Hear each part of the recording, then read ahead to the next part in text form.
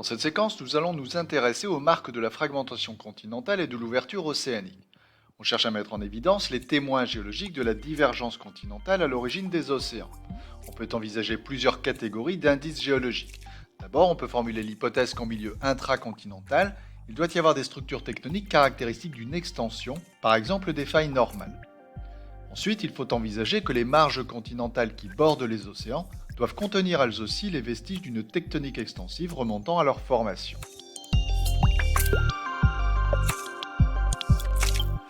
Abordons pour commencer les caractéristiques des marges continentales passives. Les marges continentales correspondent aux bordures des continents en relation avec l'océan. Elles constituent la transition entre la lithosphère continentale et les lithosphères océaniques. Une bordure continentale ou marge passive est constituée d'une plateforme continentale, d'un talus et d'un glacis. Grâce à des techniques appropriées, nous allons étudier les caractéristiques d'une marge passive.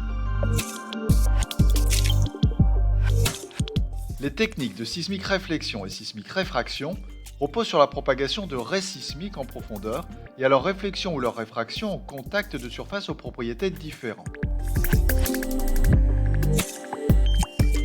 Les profils sismiques obtenus permettent de repérer les différents réflecteurs sismiques correspondant aux différentes discontinuités rencontrées en profondeur. On peut alors déterminer la structure des marges passives. Sur le profil sismique qui est présenté ici, on peut repérer dans un premier temps une discontinuité majeure entre le socle cristallin et la couverture sédimentaire.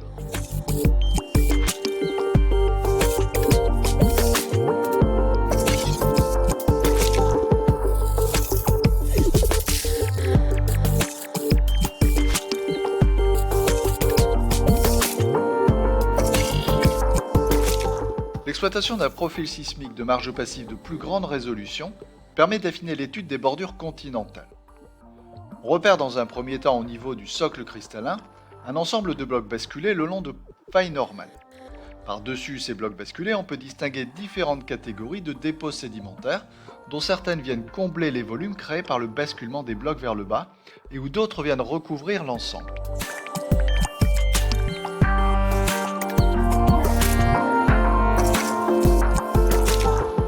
La structure des blocs basculés le long des plans de failles normales caractéristiques des marges passives est liée aux forces tectoniques extensives qui s'exercent sur le socle cristallin. En effet, à mesure que les forces tectoniques d'extension tirent sur le socle cristallin rigide, des blocs se cassent et basculent le long de failles normales caractéristiques d'une tectonique en extension. L'étude du remplissage sédimentaire au niveau d'un bloc basculé nous renseigne sur les étapes de l'extension tectonique à l'origine de la fragmentation continentale et de l'océanisation.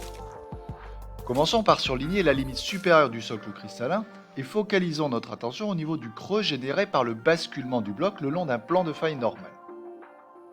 Cet espace est rempli de sédiments qui sont riches d'enseignements. On distingue d'abord au contact du socle des formations sédimentaires dont les dépôts sont parallèles au socle. Il s'agit de sédiments antérift qui se sont déposés avant le début du basculement du bloc. Par-dessus, on peut distinguer différentes catégories de sédiments disposés en éventail et qui correspondent à des sédiments dits synrift qui se sont déposés pendant le basculement lent du bloc le long du plan de faille normal, remplissant ainsi le creux généré par le basculement des blocs les uns sur les autres.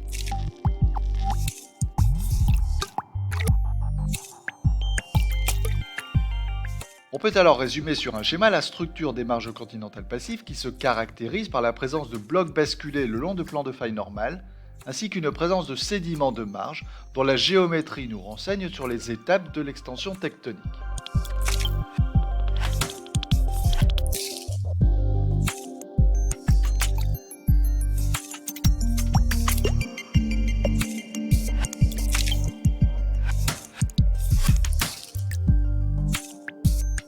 Abordons dans un second temps les structures tectoniques de la dorsale océanique.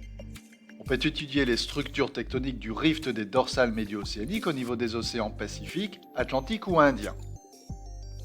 Le recours à un submersible permet d'observer in situ les structures tectoniques de la dorsale. Au niveau du rift médio-océanique, on observe une fragmentation caractéristique d'une tectonique en extension. Il existe différentes catégories de séismes en fonction du contexte tectonique. Il peut s'agir de séismes liés à une tectonique compressive, impliquant le jeu de failles inverse, dans le cadre par exemple de la subduction. D'autres séismes sont liés à un coulissage le long de failles transformantes, ou alors provoqués par le jeu de failles normales dans un contexte de tectonique extensive. L'enregistrement des séismes au niveau de l'axe des dorsales confirme la présence de mouvements tectoniques en extension qui se caractérisent par le jeu de multiples failles normales.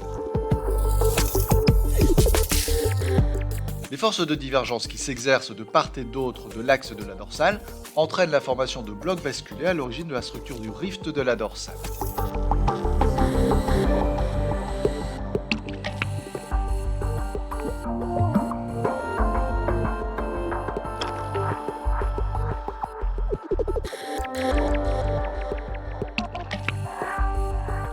Nous pouvons alors rechercher les signes d'une extension intracontinentale qui préfigure l'ouverture océanique.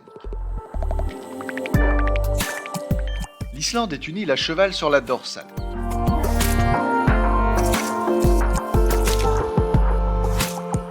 Elle est parcourue du nord au sud par un rift qui constitue en fait la partie émergée de la dorsale médio-atlantique.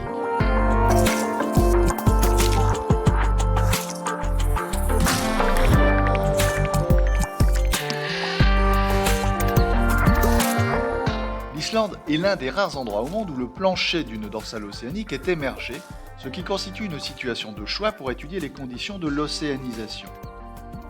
Le rift se traduit à la surface par un système de failles, de graben et de horst.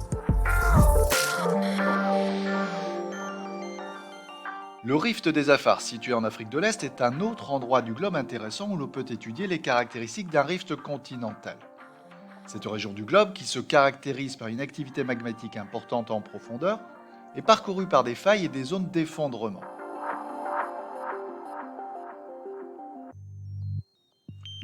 La structure du rift des Afars est provoquée par l'extension tectonique liée à la divergence. Les structures tectoniques des rifts continentaux et des dorsales océaniques sont constituées par un ensemble de blocs basculés le long de plans de failles normales. Ceci est provoqué par l'étirement mécanique d'une lithosphère rigide et cassante, entraînant un fossé d'effondrement, un rift continental ou un rift de dorsale. Pour terminer cette séquence, on peut alors résumer les étapes de la fragmentation continentale et de l'océanisation.